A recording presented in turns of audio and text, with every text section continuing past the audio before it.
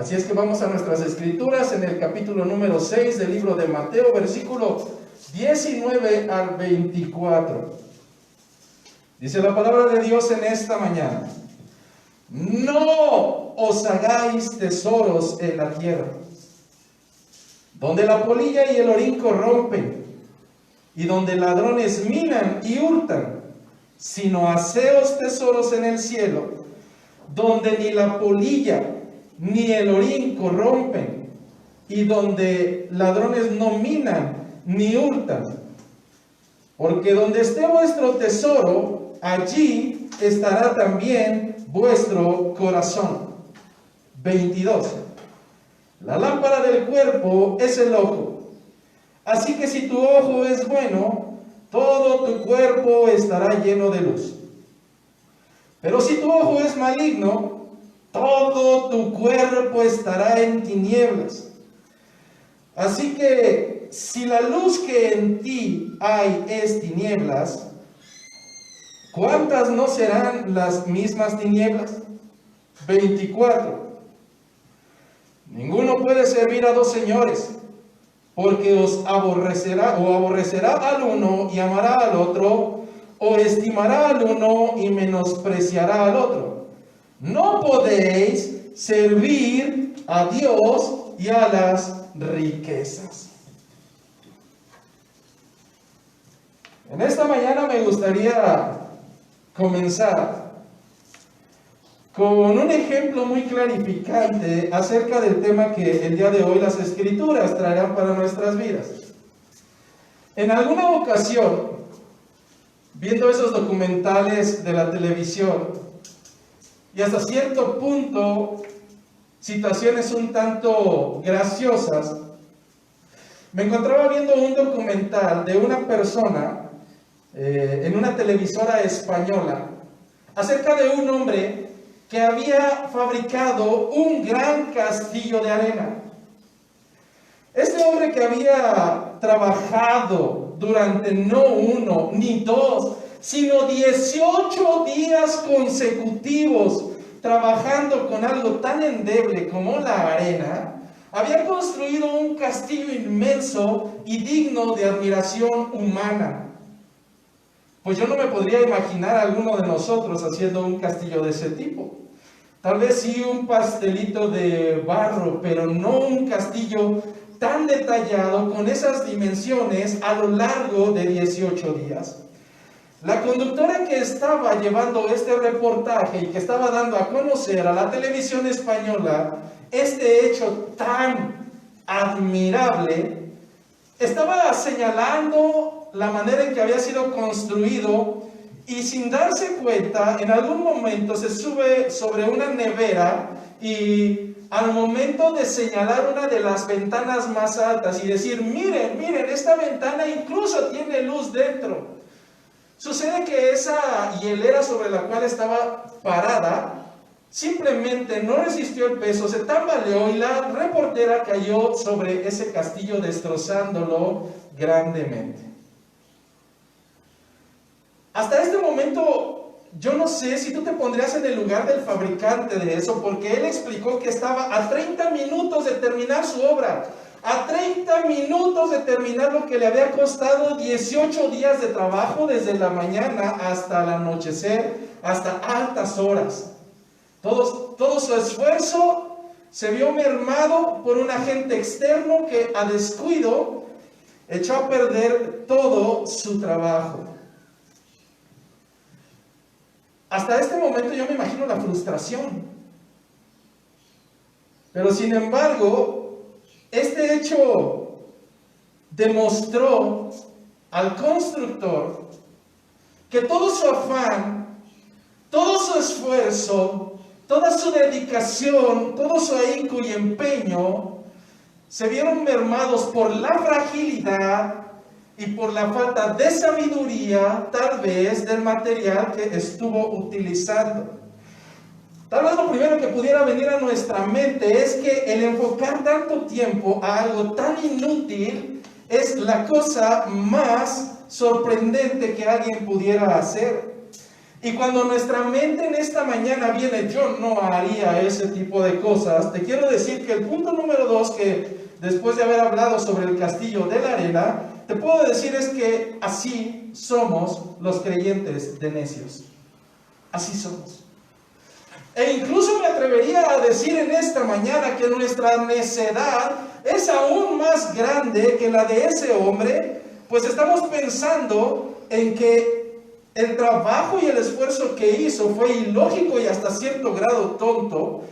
Sin embargo, a la luz de las Escrituras, la naturaleza del hombre en general no es muy distante a este ejemplo. Cuando nosotros vamos al libro de Mateo, capítulo 7, versículos 24 al 29, el libro de Mateo, capítulo 7, versículos 24 al 29.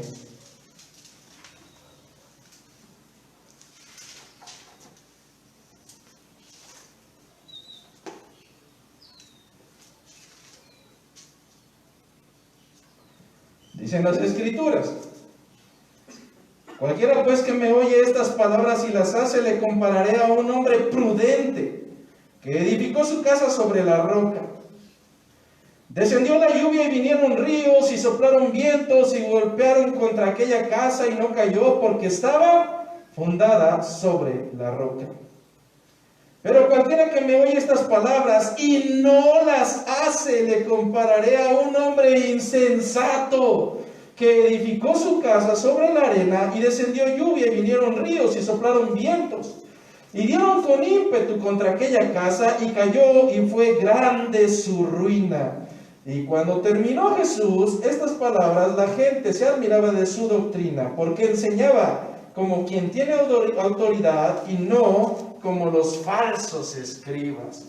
Características que vemos acerca de estas dos cartas descriptivas, y me gustaría que mientras vamos leyendo las principales, trataras de enfocarte y evaluarte a la luz de las Escrituras. ¿Cómo es que te encuentras construyendo el día de hoy tu vida? ¿Cómo es que te encuentras cimentando hasta el día de hoy tu vida? Y verás si no estás muy lejano del ejemplo con el cual iniciamos el día de hoy. Primer tipo de hombre, el hombre prudente. Cuando vamos a un diccionario y buscamos la palabra prudencia, nos refiere a un hombre con sabiduría, que analiza los riesgos, los pros y los contras de lo que está haciendo. La característica que nos dan las Escrituras en esta mañana es que debido a que él analizó conscientemente, construyó no sobre la arena, construyó sobre la roca. Entonces vinieron las lluvias, vinieron los ríos, soplaron vientos, golpearon contra aquella casa y no cayó. ¿Por qué? Porque estaba fundada sobre la roca. Y yo sé que muchos de nosotros pensaremos fariseicamente: por supuesto que yo soy este hombre. Y como lo dije en esta mañana, antes de comenzar el culto, mi objetivo en esta iglesia no es ser tu amigo, porque entonces mejor me dedico a ser Chabelo. Mi objetivo no es en esta mañana endulzar tu oído y decirte qué es lo que quieres escuchar, sino que a la luz de las Escrituras, el Evangelio no solamente sea sabiduría para tu mente, sino que lo pongas por obra, caminando en arrepentimiento.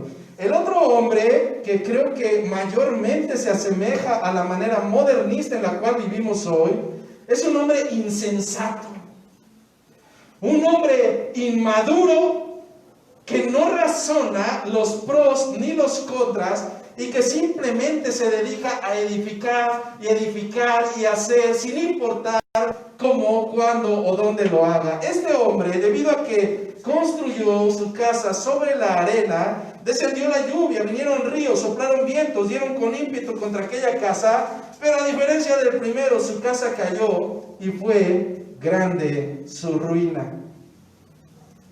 A diferencia del constructor del castillo de arena, nosotros no hemos trabajado 18 días para poder construir algo, aun cuando al final sea inservible. No, hermanos, nosotros somos todavía peor, porque nosotros somos más necios.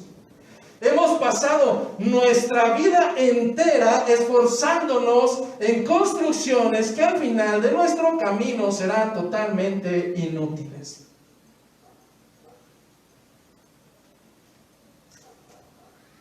Alma mía, ¿cuántos ingresos tengo?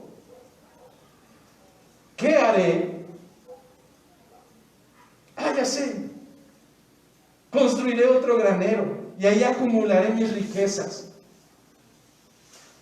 El desenlace de la historia de este tipo de hombres, a la luz de las Escrituras, el mismo Señor le dice: ¡tonto! ¿No sabes que en esta noche tu alma será requerida? Y todo aquello que has hecho, ¿de quién será?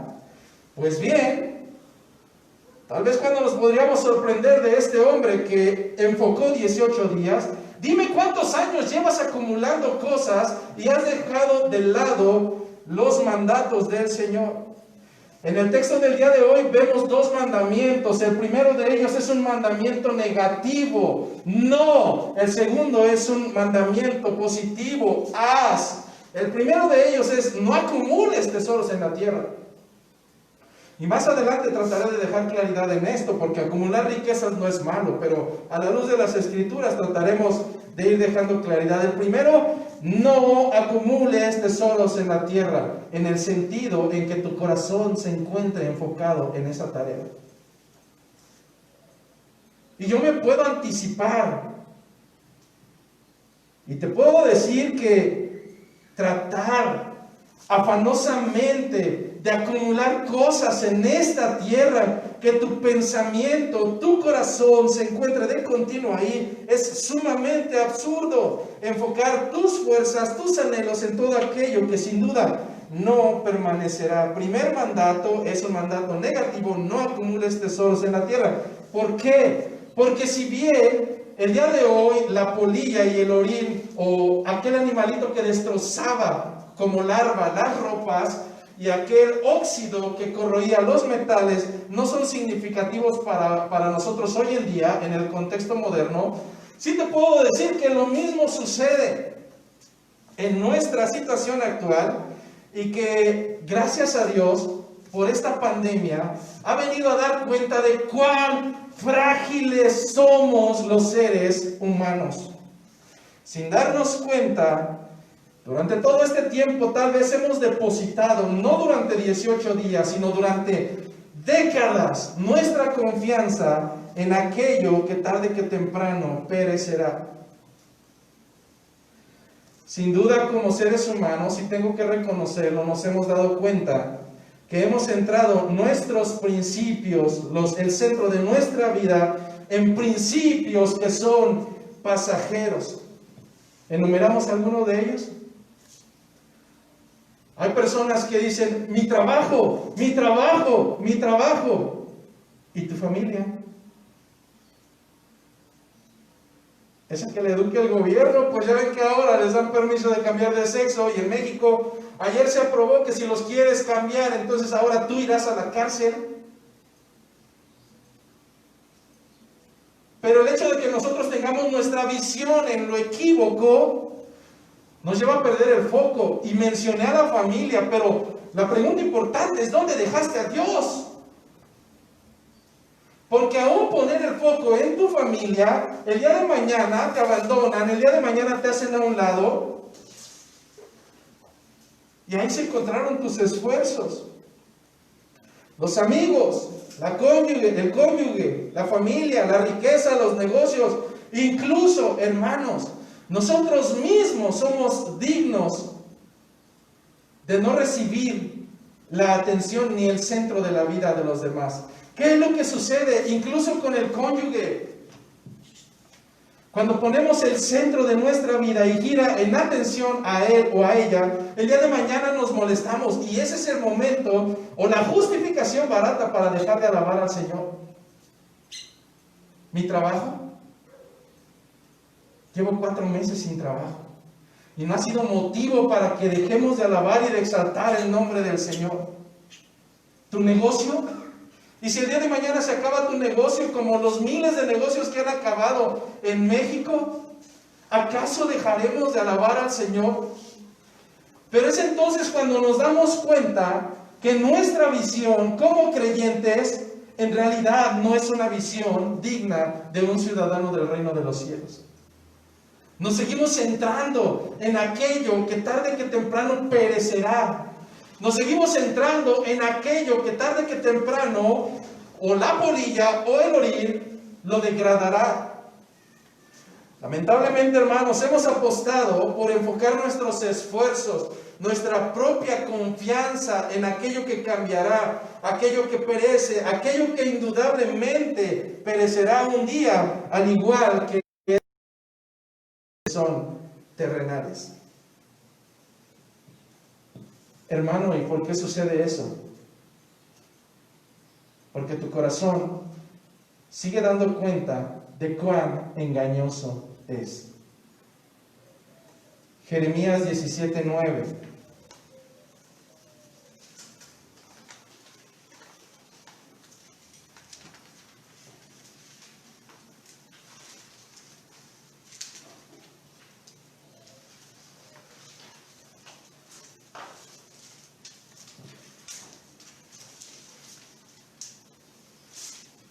En Jeremías 17:9 nos da la razón de por qué nuestra visión sigue mal enfocada.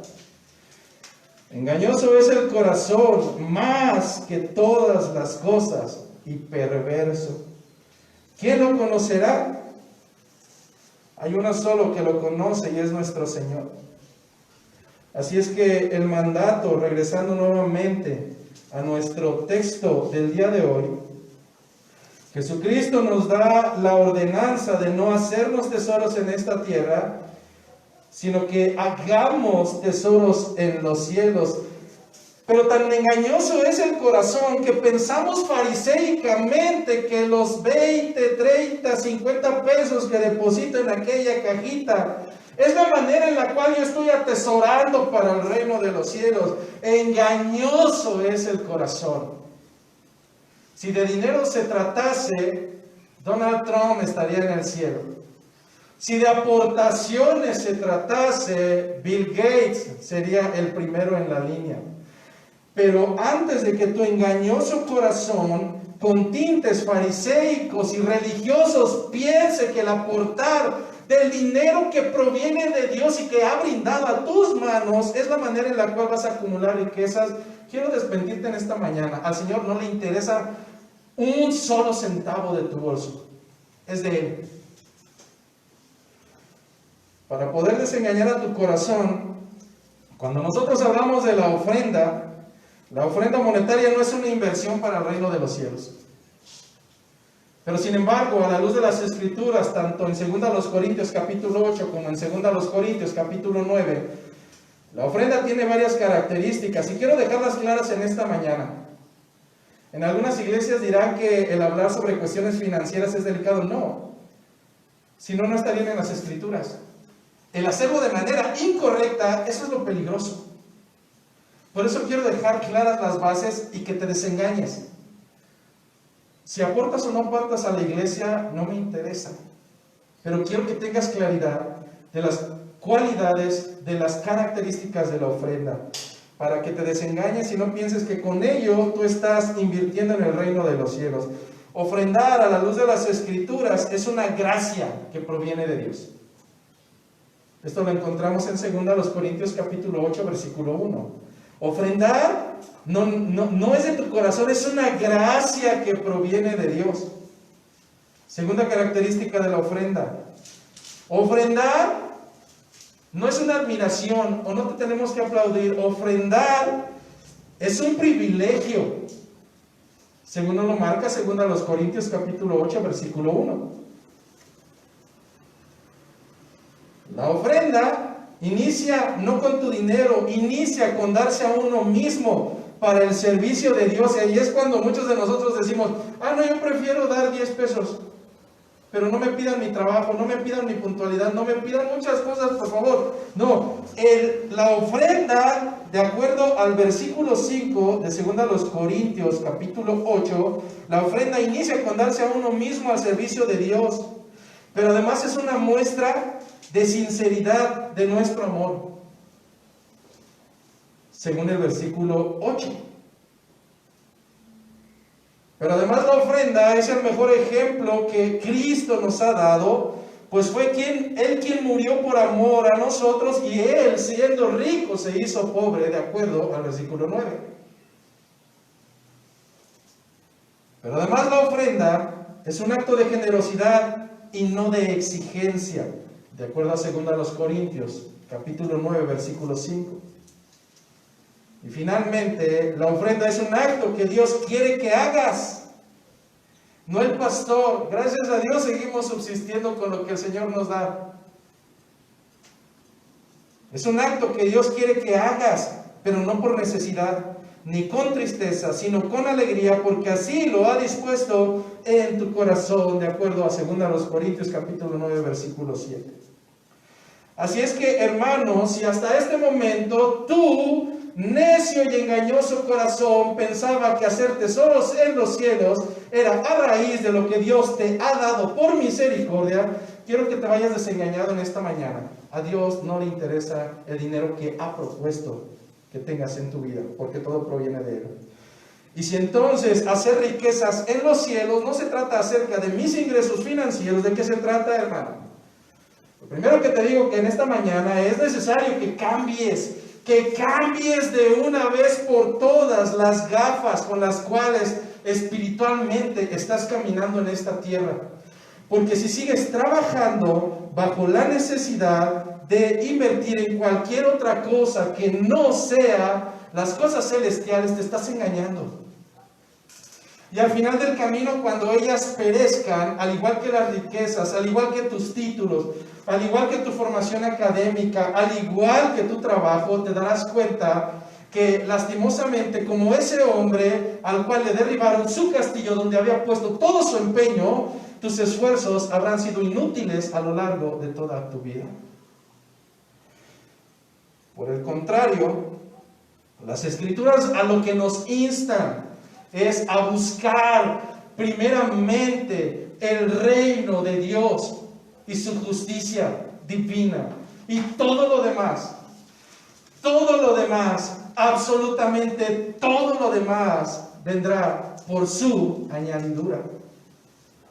Así es que, hermanos, es necesario que en esta mañana pienses cuál es el centro de tu vida, cuáles son tus motivaciones para caminar. Y si lo primero que viene a tu mente es que tú trabajas para tu familia, estás enfocando las cosas de manera incorrecta. Si lo primero que viene a tu mente es que tú caminas para agradarle a los demás, estás caminando de manera incorrecta. Si tu respuesta en esta mañana es que tú caminas en esta tierra para acumular riquezas, estás con una cosmovisión incorrecta. Es necesario tener a partir de esta mañana una visión espiritual. Cuando estaba preparando el sermón, estaba buscando la manera de cómo acomodar el segmento del versículo 22 al 23. ¿Cómo es que primero el Señor me habla acerca de una visión equivocada de acumular riquezas aquí y no acumularlas en los cielos? Y después me sale con un tema de que mis ojos son las lámparas de mi cuerpo. Y es sencillo, hermanos. Debemos de comenzar a tener una visión, una capacidad clara de lo que Dios quiere en nuestras vidas. El mismo apóstol Pablo, en Gálatas capítulo 1, versículo 10, nos deja muy claro: o trato de agradar al hombre, o trato de agradar a Dios. Pero si buscase agradar a los hombres, entonces dejaría irremediablemente de ser un siervo de Cristo. Pues si busco la recompensa del hombre, tendré que agradar a los hombres. Pero si busco la recompensa de Dios, entonces tendré que ajustar mis lentes y buscar las cosas de Dios.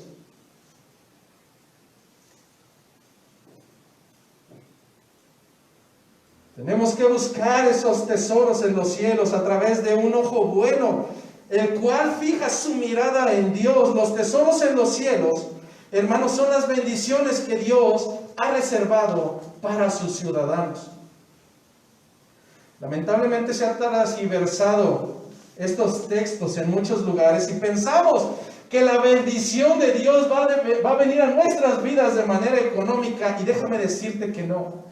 En la misma oración del Padre Nuestro, el Señor Jesucristo ponía ejemplo de la manera respetuosa y moderada de la cual debemos de llegar delante del Padre, y el Señor no pidió algo extraordinario, le pidió el pan nuestro de cada día, dánoslo hoy. Pues déjame decirte que conozco personas que hoy en día ganan alrededor de 90,000 pesos mensuales y siguen insatisfechos y nunca les alcanza.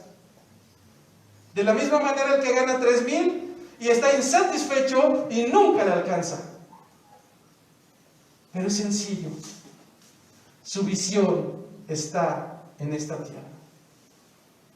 Y en esta mañana no sabes cómo le agradezco al Señor estos 4 meses, en los cuales me ha llevado a poner sus ojos única y exclusivamente en Él.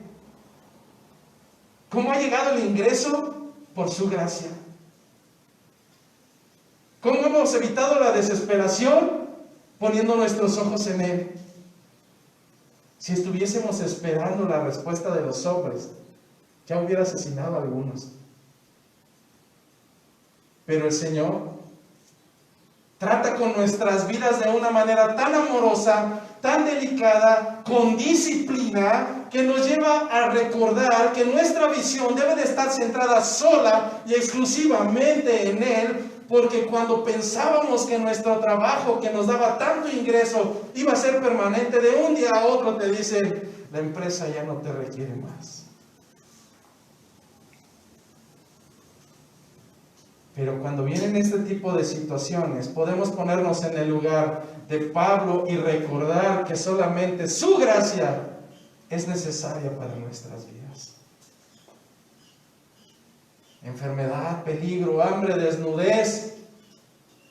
Si ponemos la mirada en el blanco perfecto, en Jesucristo, llegaremos al entendimiento, de acuerdo a las Escrituras, que nosotros obtendremos una herencia incorruptible, incontaminada, que no se marchita, y que lo más importante es que está reservada. Esta herencia está reservada en los cielos y no para cualquiera, está reservada para nosotros. Eso es lo que nos dice Primera de Pedro 1:4. Hermano, entonces tengo que esperar hasta que muera y vaya a los cielos. No, déjame decirte que un verdadero ciudadano, un creyente, un hijo de Dios, un heredero del reino de los cielos, sabe que su herencia la puede comenzar a probar desde este momento. El Señor nos da pequeñas pruebas de lo delicioso que será estar en su presencia. ¿No me lo crees? Veamos 5. La primera característica que podemos comenzar a disfrutar desde ahora, y que no es de común denominador de cualquier creación en esta tierra, es que nosotros como hijos de Dios tenemos bendición de parte del Padre y acceso directo a Él sin necesidad de buscarlo.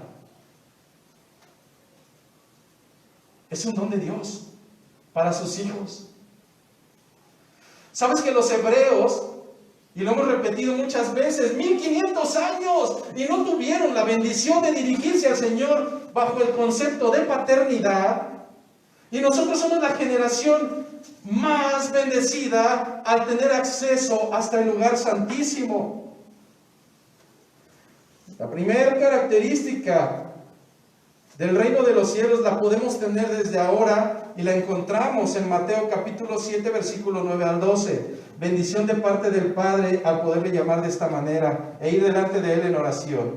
Dice Mateo capítulo 7, versículo 9 al 12. Inicia con una pregunta interesante. ¿Qué hombre hay de vosotros que si su hijo le pide pan, le dará una piedra? ¿O si le pide un pescado, le dará una serpiente? Pues si vosotros, siendo malos, sabéis dar buenas dádivas a vuestros hijos, cuanto más vuestro Padre que está en los cielos dará buenas cosas a los que le pidan. Pero bien decía el hermano Héctor en alguna ocasión, y es que pedís, pero pedís mal. Hermano, a veces estamos pidiendo cada tontería en oración, buscando nuevamente una visión terrenal y no la visión del reino de los cielos. Señor, dame un trabajo con un ingreso de 40,000 para poder comprar y hacer.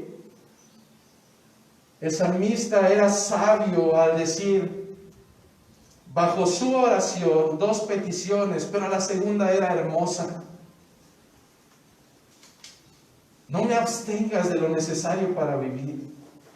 No sea que tenga la necesidad de robar y con esto blasfeme tu nombre, pero tampoco me des riquezas mediante las cuales llegue a olvidarme de ti.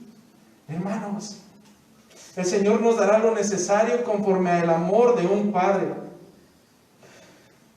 La segunda característica de las bendiciones, de las benevolencias, de buscar las cosas de Dios, el reino de los cielos, lo tenemos también en esta vida.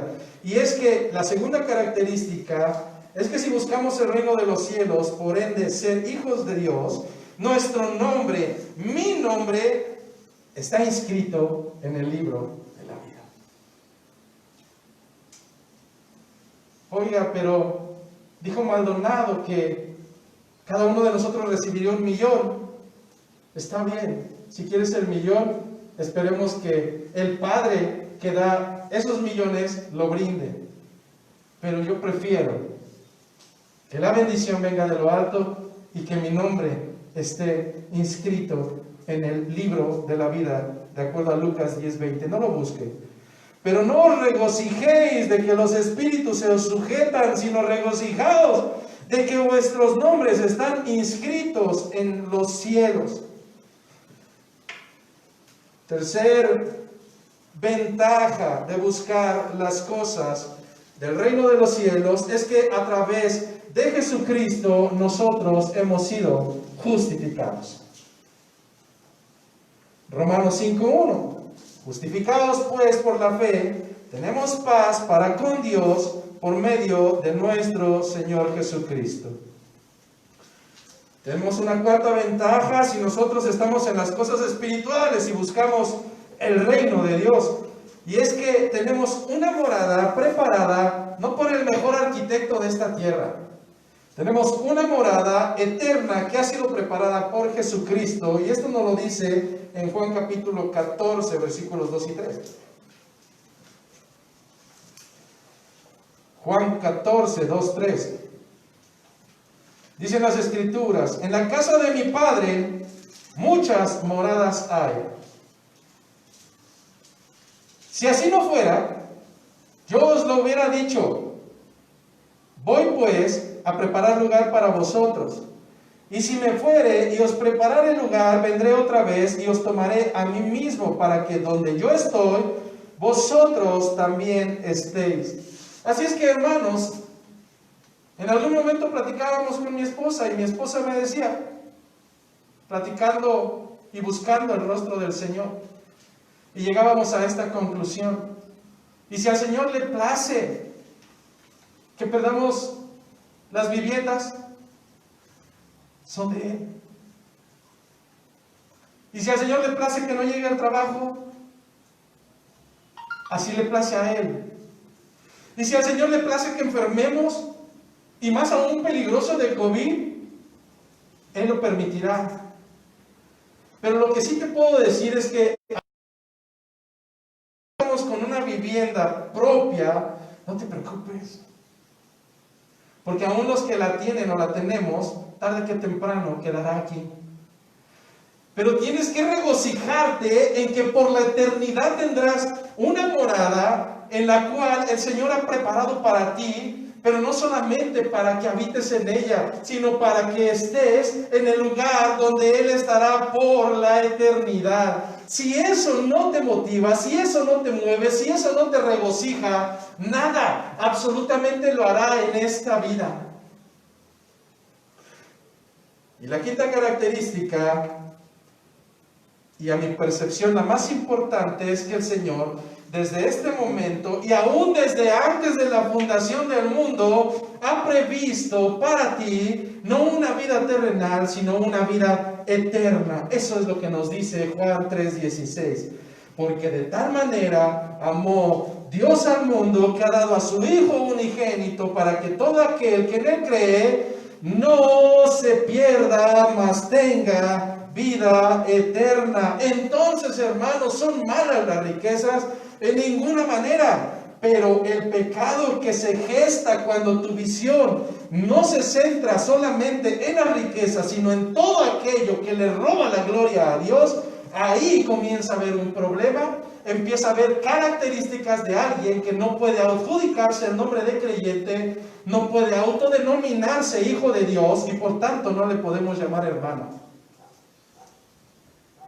Qué fuerte, hermano. Las escrituras son más fuertes. Pero es importante que de poco a poco vayamos dando evidencia de que en verdad somos quien decimos ser. La pregunta importante en esta mañana, tienes que ser sincero contigo mismo, y aunque vocalmente no emitas tu respuesta, tienes que ser sincero hoy en día. ¿Dónde se encuentran las intenciones de tu corazón? Y si la respuesta en esta mañana es en alguna cuestión que no lleve el título de mi Señor, mi Dios Jesucristo, estás en un grave problema que debería de llevarte no solamente a orar, sino a clamar y a suplicar del Señor misericordia. Porque al final del camino podrás llegar con un Mustang, pero ese mismo Mustang te llevará a las puertas de tu final morada, al lado de Satanás y al lado de los suyos. Si tu visión se encuentra en acumular las riquezas, y es más, hacer jactancia de ellas como si por tus capacidades las pudieras haber acumulado, estás en un grave problema.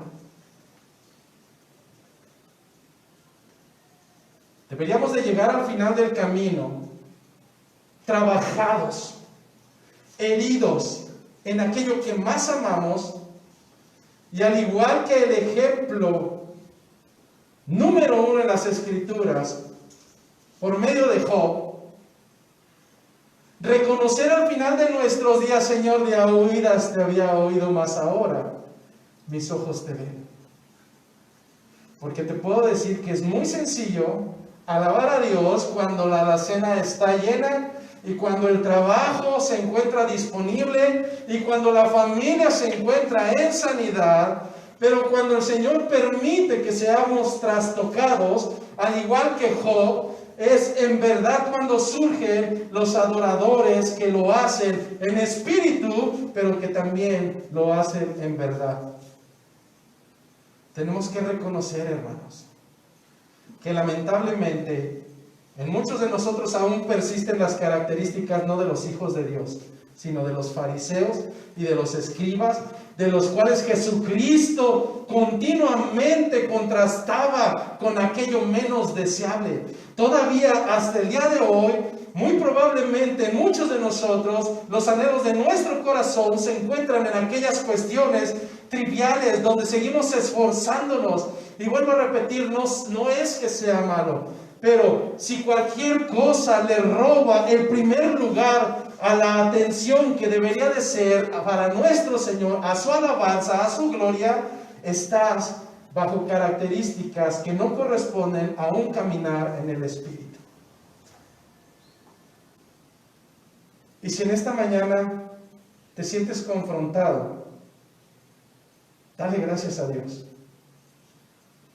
porque es mejor que su disciplina como Padre amoroso llegue a tu vida, y que no llegues al final del camino engañado, diciéndole, como en el libro de Mateo: Señor, Señor, en tu nombre echaba fuera demonios y ponía las manos y los enfermos sanaban. Literalmente era un hombre que se consideraba justo y que se consideraba con una cosmovisión celestial, pero fue desengañado por el mismo Señor, quien le dijo: no te conozco, No sé quién eres. Alejen de mí este hacedor de maldad. Así es que, hermanos, en esta mañana es necesario recordar que ninguno de nosotros puede servir a dos amos. Y con esto finalizamos, Mateo 6:24. Ninguno puede servir a dos señores, porque o aborrecerá al uno y amará al otro, o estimará al uno y menospreciará al otro. Sencillamente, hermanos, a la luz de las Escrituras, no podéis servir a Dios y a las riquezas. Y si puedo tener un momento, tal vez hasta de blasfemia, pudiera decirte que no podéis servir a Dios y a cualquier otra cosa a la vez. Él es digno. Él es Rey, Él es el Señor de señores, y ninguna otra cosa creada puede ocupar su lugar. Así es que en esta mañana es necesario que seas sincero contigo mismo. Si algo enarbolaba a Jesucristo, si algo enarbolaba a Juan el Bautista, era una característica que no había sido mencionada para los fariseos de aquel entonces, y era: arrepentíos, arrepentíos, porque el reino de los cielos ha llegado. Así es que en esta mañana tú puedes decidir, y en esto sí tenemos papel de decisión. O sigues caminando en pecado, al igual que lo hizo Judas, al dar muestra en el anhelo de su corazón y ser capaz incluso de vender a Jesucristo por unas monedas. O caminas en arrepentimiento, suplicando al Señor que transforme tu vida, transforme tu corazón, y llegues a la estatura del estandarte del apóstol Pablo, el cual, teniendo dominio de las Escrituras, el cual, habiendo sido estudiado a los pies de Gamaliel, el cual, teniendo dominio de idiomas e importancia, al conocer a Cristo, todo aquello lo tuvo por basura y por pérdida. Es momento que dejes de jugar al cristiano. Es momento que pidas, que supliques al Señor, que en verdad haya la evidencia de una transformación de corazón, de una transformación de vida, y que no sean tus palabras las que te respalden, sino tus hechos. Muéstrame tu fe, pero muéstrame también tus obras. Porque la fe, sin un respaldo de obras, es fe muerta.